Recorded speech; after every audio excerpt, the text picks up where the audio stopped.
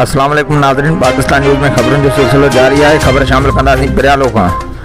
जी नाज़रीन, पिरियालो हिंदू मुआला मां चोर बाण जे वापारी कंवरमल जे घर मां लखें रुपयनि जी चोरी करे फरार थी विया। मुतासिरनि जो एहतजाजी मुज़ाहिरो। SSP खेरपुर खां नोटिस वठी चोरी थियल सामान वापस कराए ॾियण ऐं तहफ़ुज़ फ़राहम करण जो मुतालबो कयो।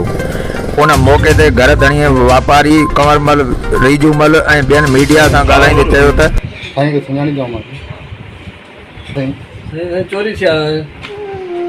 कीअं चोरी थी आहे थोरो ॿुधायो। बेडरूम टपी आया न, असां घर बंदि करे सखर वियासीं। अच्छा, कलाक ॾेढ कलाक में मोटी आऊं थी आवाज़ लॻी खाना ताला भॻा पिया हुया। अच्छा, तव्हां छा खणी आंदी? कुझु बांड आहिनि, अच्छा ऐं कुझु रक़म आहे, अच्छा, नगदी, कुझु गोल्ड आहे। सही सही। तक़रीबन घणे जो नुक़सानु थियो आहे?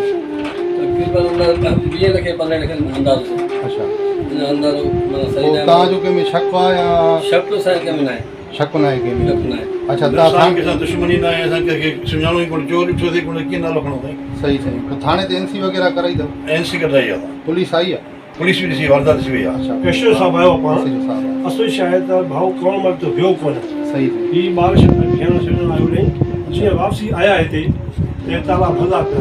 सही। हिन दरजो खोले न, दर खोलण सां तालो भॻो पियो, बत्ती बंदि पई, कबट वग़ैरह जा अंदरि जो कबट भञी विया ऐं हुन में गोल्ड बि हुयो, भांडे बि हुया, रक़म कैश बि हुई। सही। हाणे इहे अंदा लॻाए घणे को खणी विया, घणे छॾणो हुयो, छो त माण्हुनि जा दुकान रखी छॾंदो आहे, काई ख़बर न आहे। पर कोर्ट ॾिसो जो केतिरो महांगो लॻो पियो आहे। तक़रीबन पोइ बि साईं घणे जो नुक़सानु? 15 पको नुक़सानु ॿुधाए। ठीकु आहे। असां इहे ॿुधायो SO साहिब खे, SSP साहिब खे असांजी तफ़सील कयो वञे, इख़्तियार तफ़सील कयो वञे, रक़म मिली वञे वापसि।